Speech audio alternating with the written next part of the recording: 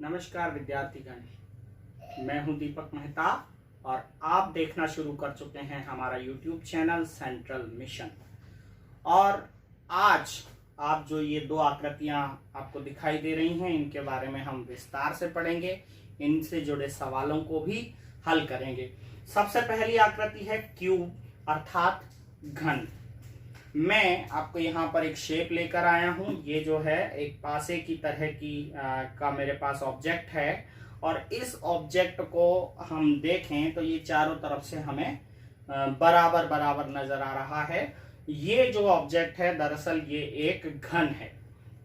हम यहाँ देख सकते हैं कि घन में हमें जो फेस नजर आ रहे हैं, यानी जो सतह नजर आ रही हैं, वो 3 सतह यहाँ नजर आ रही हैं। लेकिन हम इसे घुमा कर देखेंगे तो कितनी सतह नजर आ रही हैं? 1 2 3 4 5 और 6, यानी 6 सतह वाला एक वर्गाकार आकृतियों से, यानी वर्गाकार 6 आकृतियों से जुड़ा एक ऑब्जेक्ट जो है वो घन अर्थात क्यूब कहलाता है। तो ये घन हो गया। इस घन के बारे में हम और जानकारी प्राप्त कर लेते हैं। इस घन में क्या क्या होता है। सबसे पहले तो जो हमें दिख रहा है, जहां मैं टच कर रहा हूं 2 3, ये सतह कहलाती हैं, यानी पृष्ठ कहलाती हैं, सरफेस कहलाती हैं या फिर फेस कहलाती हैं। हम कुछ भी कह सकते हैं, सतह, पृष्ठ, सरफेस या फेस या फलक भी कह सकते हैं। तो घन में 6 फलक होते हैं। इसी तरह से घनाभ, घनाभ क्या क्या होता है? ईंट, बक्सा, चबूतरा, कोई आयताकार कमरा या हॉल, उसे भी हम घनाभ यानी कि क्यूबॉइड कह सकते हैं। ये मेरे पास एक आकृति है, डस्टर है, जिसका मैं उपयोग यहां पर करता हूं और ये बिल्कुल घनाभाकार यानी कि क्यूबॉइडल है। इस पर भी उसी तरह से 6 सरफेस यानी सतह या पृष्ठ होते हैं। 1 2, एक पीछे वाला 3, ये साइड वाले दोनों 4 और 5 और एक नीचे वाला 6। तो इसमें भी 6 पृष्ठ होते हैं। तो हम निष्कर्ष ये निकाल सकते हैं कि दोनों तरह की आकृति घन और घनाभ में 6 पृष्ठ होते हैं। बस अंतर इतना है, इसके जो पृष्ठ होते हैं वो सारे वर्गाकार होते हैं और जो घनाभ है उसके सभी पृष्ठ वर्गाकार हों ये जरूरी नहीं है। बस इतना सा अंतर है, आयताकार भी हो सकते हैं। अब हम देखें तो हम इस घन को घनाभ भी बोल सकते हैं, क्योंकि यहाँ शर्त नहीं है कि सारे पृष्ठ आयताकार हों, ये भी जरूरी नहीं है। तो हम इसे भी घनाभ कह सकते हैं। घन को हम घनाभ बोल सकते हैं, लेकिन घनाभ को हम घन नहीं कह सकते, क्योंकि घन की एक विशेषता होती है कि उसके सारे पृष्ठ एक जैसे और वर्गाकार होते हैं। तो हमने यहाँ पता कर लिया है कि दोनों ही आकृतियों में 6 पृष्ठ होते हैं। पृष्ठ के अलावा इनमें और क्या क्या होता है? पृष्ठ के अलावा हम देखें तो ये जो कॉर्नर्स मैं यहाँ हाईलाइट कर रहा हूँ बिंदु लगा करके, ये कॉर्नर्स आप देखें, इन कॉर्नर्स को हम हिंदी में शीर्ष कहते हैं, इंग्लिश में ये वर्टेक्स कहलाते हैं। तो एक घन या घनाभ के अंदर कितने शीर्ष होते हैं ये देख लेते हैं हम।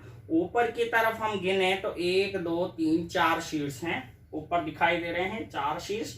इसी तरह से नीचे भी 4 शीर्ष होते हैं।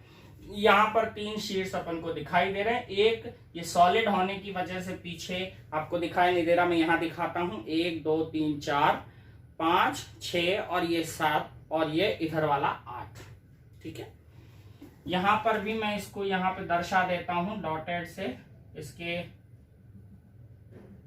ये एक शीर्ष होता है, ये 8 शीर्ष हो गए।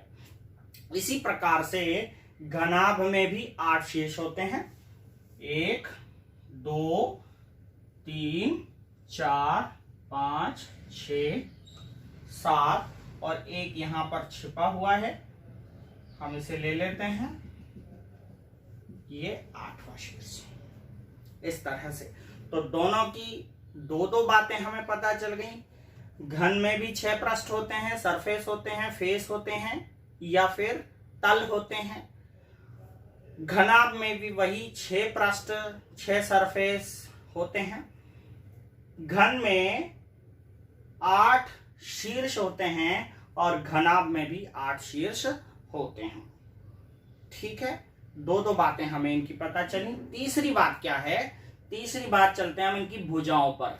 ये जो लाइनें आप देख रहे हैं जिनसे ये बना हुआ है, ये इनकी भुजाएं यानी कि साइड या फिर कहें एज, अंग्रेजी में एजेस कहलाती हैं। ये आपको गिननी है कितनी है। तो हम देखते हैं 4 रेखाएं ये आड़ी हैं, 1 2 3 4। इसी तरह से 4 रेखाएं खड़ी हैं, 1 2 3 4, और 4 रेखाएं इस तरह से तिरछी हैं, 1 2 3 4। तो कुल मिलाकर के 12 रेखाएं आपको दिखाई दे रही हैं। ये 12 रेखाएं ही इनकी 12 भुजाएं कहलाती हैं।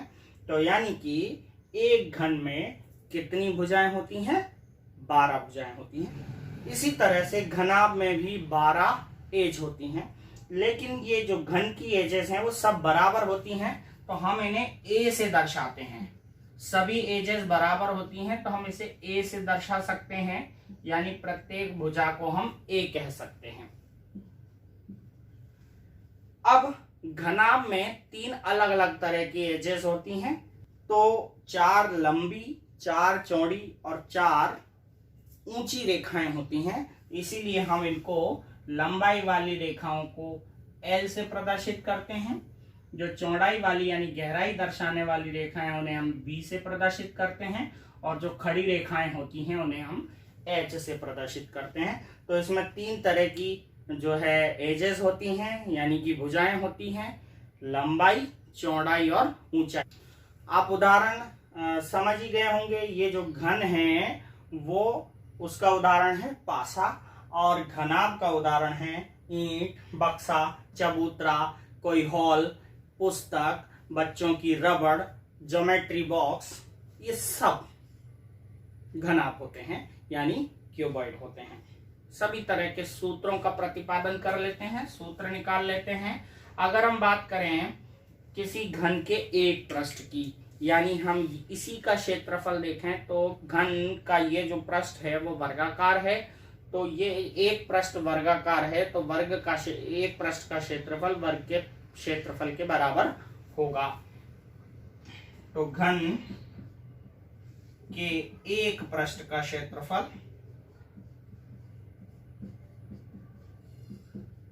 वर्ग के क्षेत्रफल के बराबर होगा, और वर्ग का क्षेत्रफल होता है ए स्क्वायर।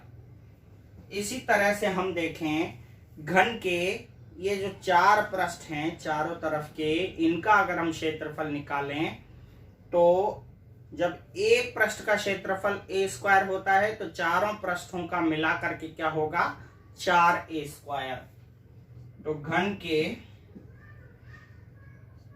पार्श्व पृष्ठों का क्षेत्रफल, हमने ऊपर और नीचे के पृष्ठ नहीं लिए हैं,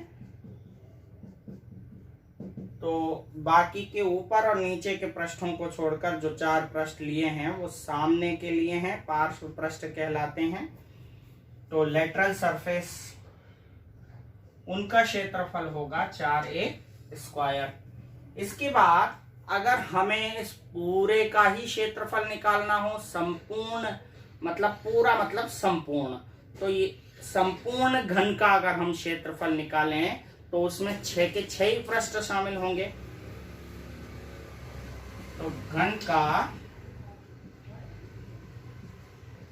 संपूर्ण पृष्ठीय क्षेत्रफल इंग्लिश में कहते हैं हम टोटल सरफेस एरिया यानी टीएसए। और टोटल सरफेस एरिया, क्योंकि अब एक पृष्ठ का क्षेत्रफल ए स्क्वायर होता है तो 6 के 6 ही पृष्ठों का क्षेत्रफल होगा 6a स्क्वायर। आप याद रखें कि जो क्षेत्रफल हैं उनकी यूनिट या इकाई हमेशा यूनिट स्क्वायर होती है, यानी कि वर्ग इकाई होती है यूनिट स्क्वायर। जैसे कि माप अगर सेंटीमीटर में दे रखे हैं तो सेंटीमीटर स्क्वायर, क्षेत्रफलों की माप। और इसका अगला सूत्र है अब इसका आयतन। आयतन यानी कि वॉल्यूम। आयतन मतलब इसकी अंदर कोई चीज भरने की क्षमता को आयतन कहते हैं, कैपेसिटी कहते हैं। वो आयतन होगा इसका ए क्यूब। इसकी जो यूनिट होती है वो क्यूब होती है, यानी कि घन इकाई। अगर जो माप सेंटीमीटर में दे रखा है तो हम लिखेंगे सेंटीमीटर क्यूब, और अगर मीटर में दे रखा है तो हम लिखेंगे मीटर क्यूब। तो आप इन सूत्र को, इन फॉर्मूलाज को अच्छे से लिख लें और नोट कर लें, ये सवालों में काम में आएंगे।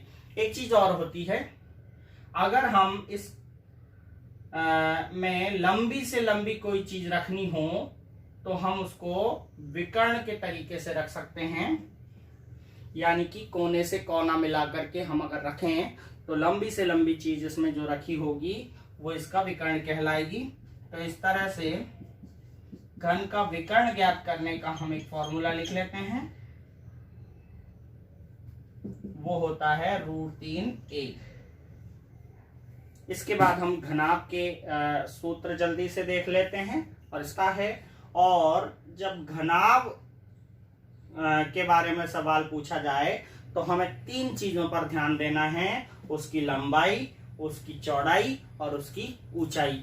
लंबाई को हम L से प्रदर्शित करेंगे, चौड़ाई यानी कि ब्रेड्थ को B से प्रदर्शित करेंगे, और ऊंचाई यानी हाइट इसको H से प्रदर्शित करेंगे। तो घनाभ के आधार, सबसे पहले ये मान लीजिए घनाभ है, तो हमें ऊपर के सरफेस और नीचे के सरफेस दोनों एक जैसे होते हैं, दोनों में से किसी एक का क्षेत्रफल ज्ञात करना हमें आना चाहिए, एक का एरिया। तो हम घनाभ के आधार यानी नीचे वाले हिस्से को, या छत, ऊपर को छत कहेंगे, टॉप कहेंगे, उनका क्षेत्रफल का सूत्र हमें यहाँ निष्पादित करना होगा। तो घनाभ का जो ये ऊपर का हिस्सा है ये आयताकार यानी कि रेक्टेंगुलर होता है, और रेक्टेंगल का जो एरिया होता है वही इसका एरिया होगा। तो रेक्टेंगल का यानी कि आयत का क्षेत्रफल होता है लंबाई इंटू चौड़ाई, यानी L इंटू बी। तो ये टॉप का और बेस का क्षेत्रफल हो गया L इंटू बी। इसके बाद वही पार्श्व पृष्ठ जो हमने घन में देखे थे, ये चारों तरफ के, इनका क्षेत्रफल, यानी ये चारों दीवार भी हम इन्हें कह सकते हैं। तो घनाभ के पार्श्व पृष्ठों का क्षेत्रफल यानी लेटरल सरफेस एरिया, या एरिया ऑफ 4 वॉल्स, चारों दीवारों का क्षेत्रफल, वो कहलाएगा 2 into H bracket L plus B. इसी तरह से अब अगर हम ये दोनों पृष्ठ और ये लेटरल सरफेस यानी कि चारों दीवार सबको शामिल कर लें, और ये हो जाएगा फिर टोटल। तो घनाभ का संपूर्ण पृष्ठीय क्षेत्रफल यानी टोटल सरफेस एरिया वो होगा 2 कोष्टक L into B plus B into H plus H into L. इसी तरह से घनाभ का आयतन यानी वॉल्यूम, यानी इसमें भरने की क्षमता, वो क्या होगी L into B into H. अब अगर एक और प्रश्न बनता है कि किसी आयताकार कमरे में लंबी से लंबी रखी जाने वाली छड़ की लंबाई ज्ञात कीजिए, तो हम लंबी से लंबी छड़ कोने से कोना मिलाकर ही रख सकते हैं, और वो उसका विकर्ण होती है। तो घनाभ के विकर्ण का फॉर्मूला यानी डायगोनल का जो लंबाई है उसका फॉर्मूला होगा √L² plus b² plus h²। तो जल्दी से इन फॉर्मूलाज को याद कर लीजिए, सूत्रों को याद कर लीजिए और सवालों पर लौट कर आइए। विद्यार्थीगण एक चीज और ध्यान दे लें, कभी किसी भी शेप के बारे में हम यहाँ कंफ्यूज हो जाते हैं कि हमें इस सवाल में आयतन का फॉर्मूला लगाना है या फिर क्षेत्रफल का फॉर्मूला लगाना है। तो क्षेत्रफल और आयतन के फॉर्मूले में आप कंफ्यूज ना हो, इसलिए मैं कुछ बारीक बातें आपको बताने वाला हूं। क्षेत्रफल कब पूछा जाएगा और कैसे पूछा जाएगा। अगर आपसे क्षेत्रफल वो पूछ रहा है तो सवाल में इस तरह की चीजें होंगी, या तो वह पेंट प्लास्टर कवर चढ़ाने संबंधी सवाल पूछेगा। पेंट करने, पुताई, रंगाई आदि जो सवाल अपने आएंगे वो हमेशा क्षेत्रफल वाले सवाल होंगे।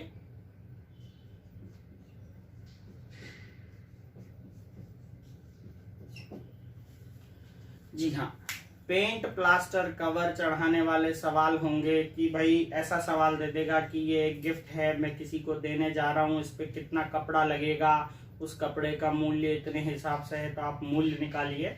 तो सीधा सीधी बात ये पूछी है कि इसको पूरा कवर करना है, तो कवर यानी एरिया कवर करना है, तो क्षेत्रफल का फॉर्मूला लगेगा। बस आपको ध्यान ये रखना है कि जिस एरिया को वो कवर कर रहे हैं, जिस एरिया पे पेंट कर रहे हैं, केवल हमें उतना ही एरिया निकालना है। जैसे सवाल में दिया गया है कि हमें इसकी चारों दीवारों पर पेंटिंग करनी है, तो चारों दीवारों का ही क्षेत्रफल लगाएं, ना कि ऊपर और नीचे का। अगर कहा जाए कि हमें पूरे पर ही यानी संपूर्ण पर ही पेंट करनी है, तो आप संपूर्ण का एरिया लगाएं।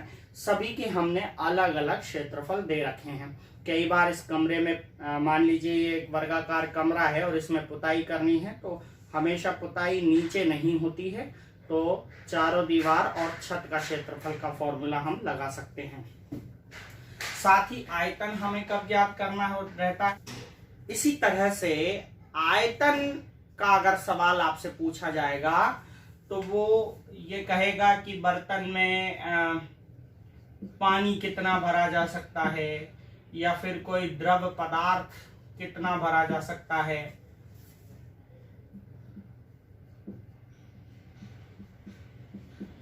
या फिर एक चीज में दूसरी चीज कितनी रखी जा सकती हैं, कितनी संख्या में रखी जा सकती हैं।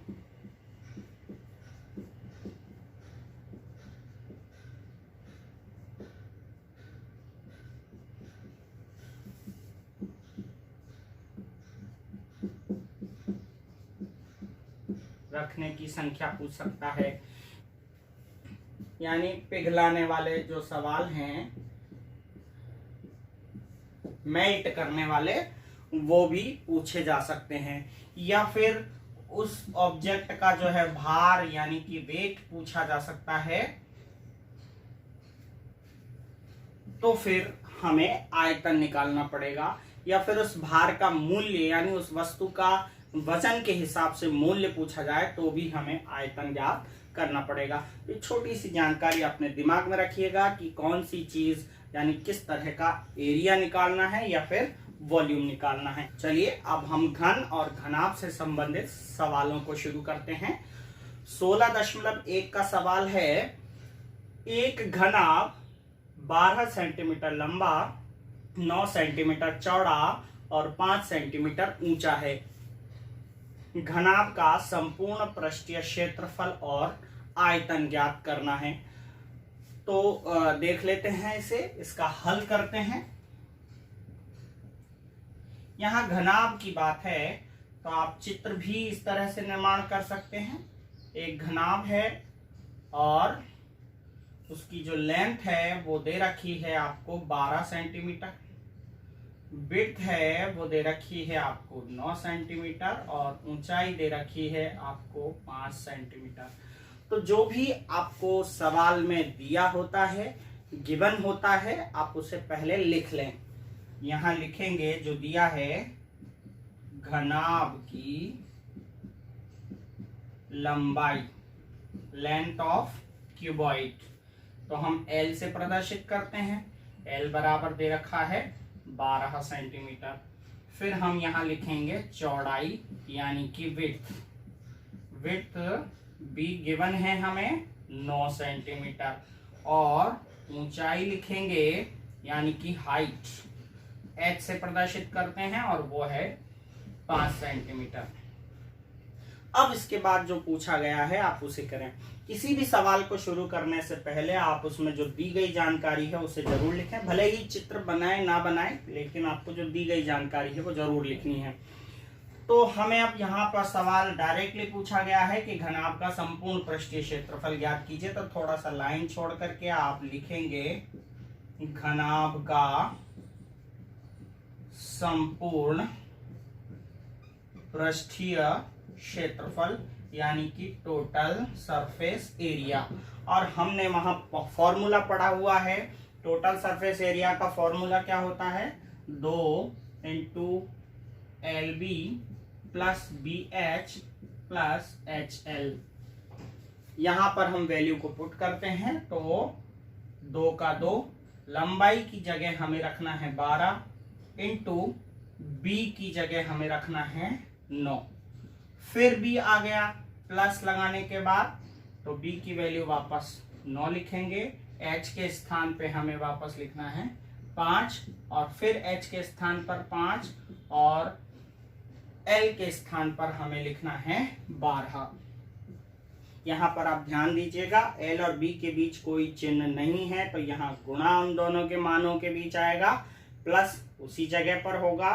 फिर B और H के बीच कोई चिन्ह नहीं है, तो B और H के मानों के बीच गुणा का निशान आएगा। इसी तरह से 5 और 12 के बीच में भी गुणा होगा। सबसे पहले ब्रैकेट सॉल्व करेंगे, 2 12 नंबर 108 प्लस 5 नंबर 45 और प्लस 12 पंजा 60।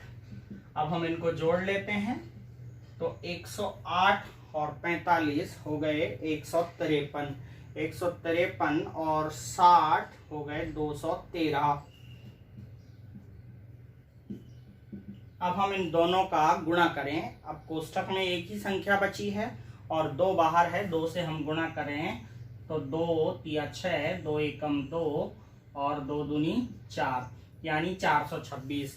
अब क्योंकि ये क्षेत्रफल है और मैंने क्षेत्रफल की इकाई आपको बताई थी यूनिट स्क्वायर यानी कि वर्ग इकाई, तो यहाँ पर इकाई सब में सेंटीमीटर है, तो हम यहाँ पर सेंटीमीटर स्क्वायर लिखेंगे।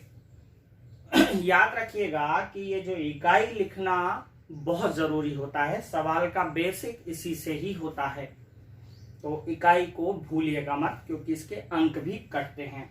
तो ये हमने ज्ञात कर लिया घनाभ का संपूर्ण पृष्ठीय क्षेत्रफल। लेकिन इस सवाल में एक और सवाल पूछा है आयतन, तो हम इसी के नीचे करेंगे। फिलहाल मेरे पास जगह नहीं है, मैं इधर कर लेता हूं। घनाभ का आयतन, तो आयतन यानी वॉल्यूम, हमें यहां पर उसका सूत्र पता है L into B into H, तो हम यहाँ पे वैल्यू पुट कर देते हैं। L की वैल्यू है 12, B की वैल्यू है 9 और H की वैल्यू है 5। हम इनको गुणा करते हैं, 12 नंबर 108 और 108 का 5 से गुणा करेंगे तो 8 पंज 40 और 5 एकम 5, 540। अब इसकी इकाई, क्योंकि ये आयतन है तो आयतन की इकाई मैंने बताई थी यूनिट क्यूब, तो यहाँ पर आयतन की इकाई होगी, इसकी यूनिट सेंटीमीटर में है तो सेंटीमीटर क्यूब। आप यहाँ पर उत्तर लिख दें। इस तरह से हमें दोनों उत्तर प्राप्त हो गए।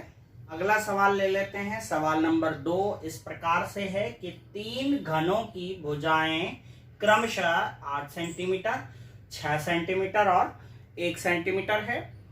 इन्हें पिघलाकर नया घन बनाया जाता है। नए घन का संपूर्ण पृष्ठीय क्षेत्रफल ज्ञात कीजिए।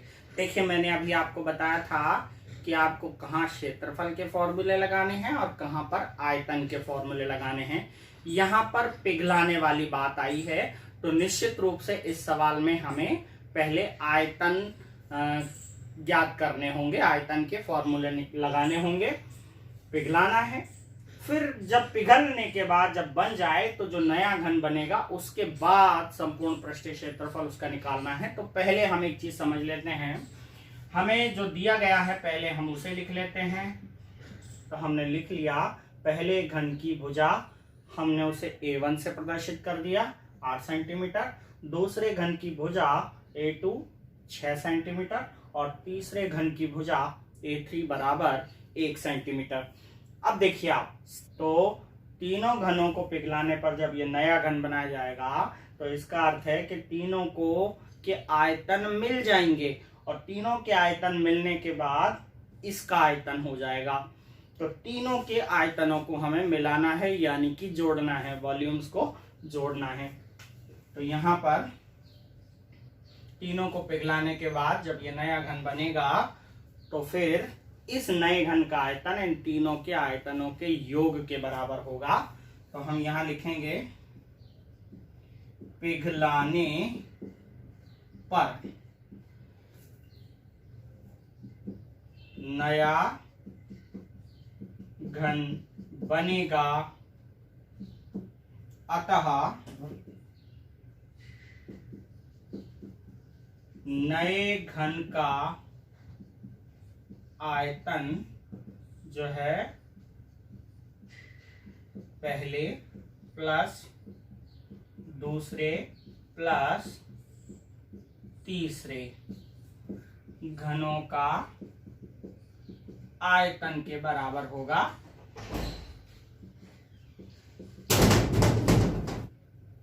तो जब पिघलाने पर नया घन बनेगा तो नए घन का आयतन तीनों घनों के आयतनों के जोड़ के बराबर होगा।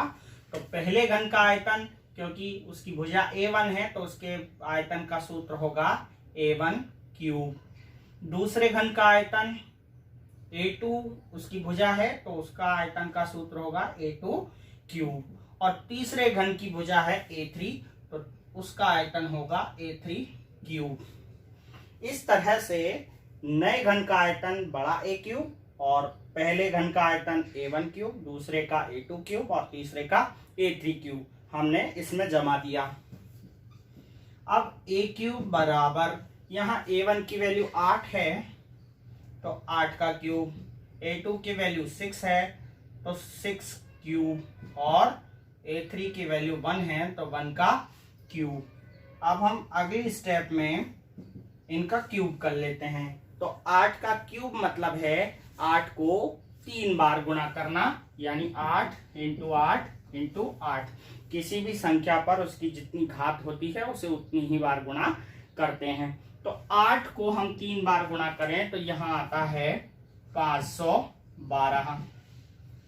इसी तरह हम 6 को 3 बार गुणा करते हैं, 6 इंटू 6 इंटू 6 तो ये आता है 216।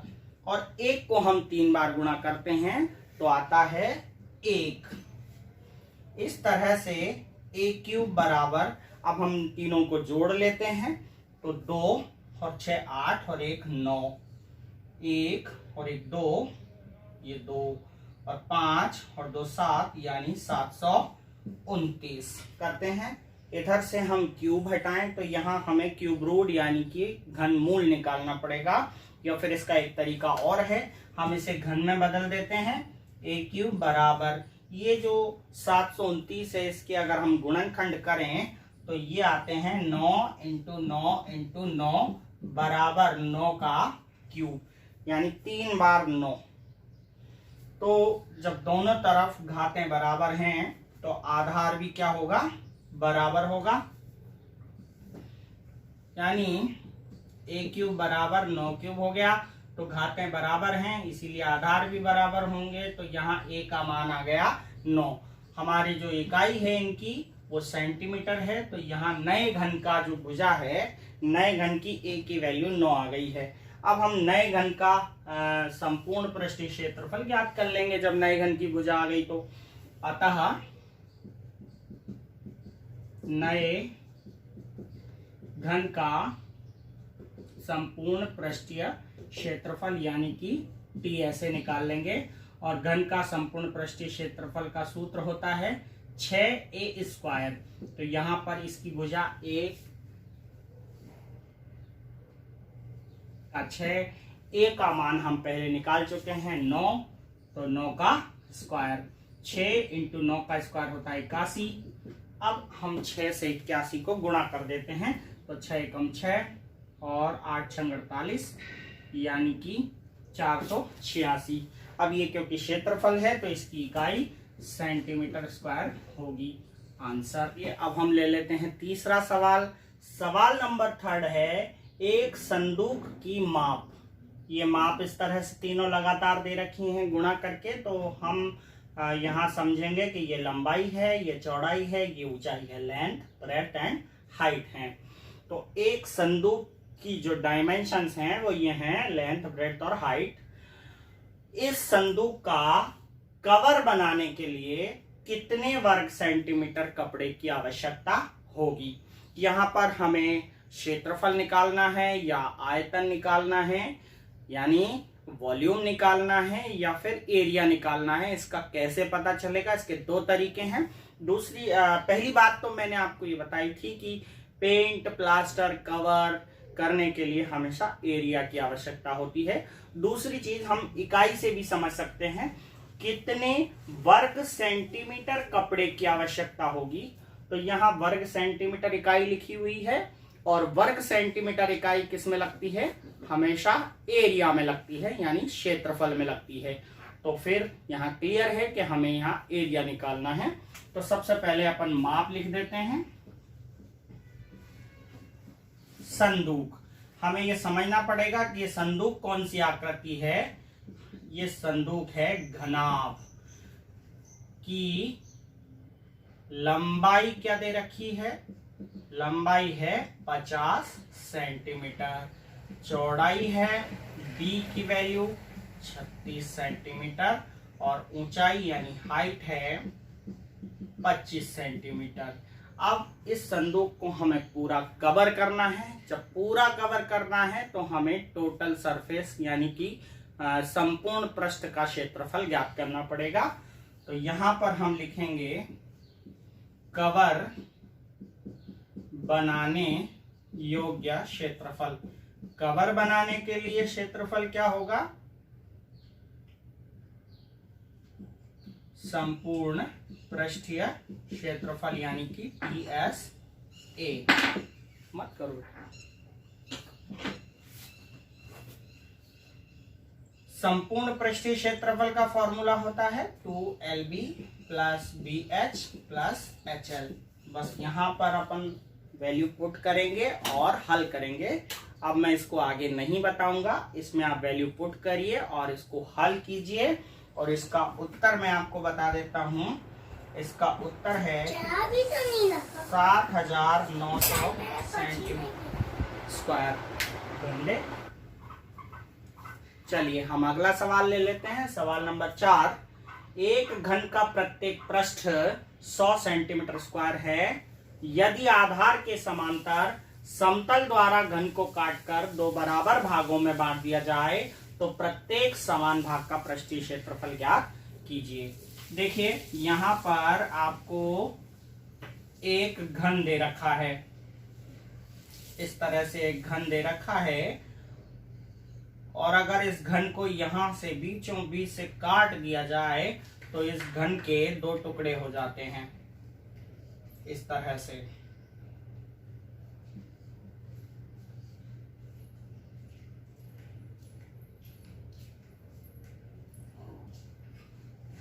तो घन को अगर समतल के समांतर काटा जाए तो इसके 2 टुकड़े इस तरह से हो गए और ये दोनों अलग अलग हो गए।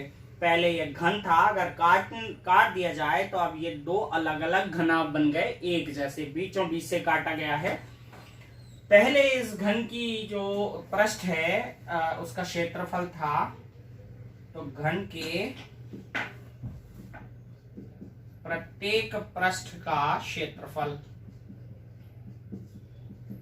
दे रखा था 100 सेंटीमीटर स्क्वायर।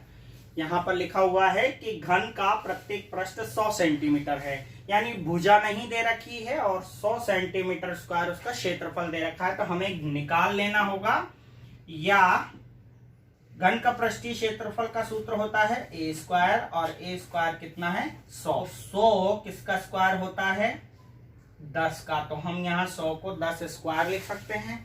अगले स्टेप में हम a बराबर पता कर सकते हैं, कितना हो गया 10। यहाँ पर घातें समान हैं तो आधार भी समान होंगे, a बराबर 10, यानी इस घन की भुजा आ गई 10, यानी सब तरफ से ये 10-10 सेंटीमीटर लंबा चौड़ा और ऊंचा था, लेकिन अब काट दिया गया है।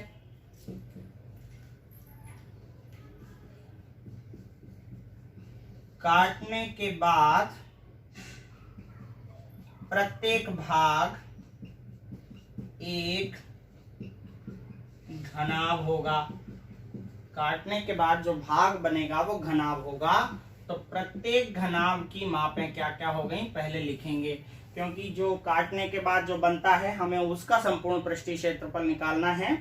तो प्रत्येक भाग की मापें क्या क्या हो गई, यहां देखिए आप, लंबाई 10 है तो 10 ही रहेगी, चौड़ाई भी 10 है तो वो भी 10 रहेगी, लेकिन ऊंचाई में फर्क पड़ गया, हमने बीचों बीच से काट दिया तो ऊंचाई 5 रह गई, 5 इसकी और 5 इसकी।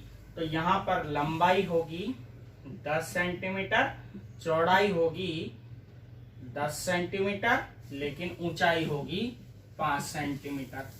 तो प्रत्येक भाग का संपूर्ण पृष्ठीय क्षेत्रफल अब हम निकाल सकते हैं।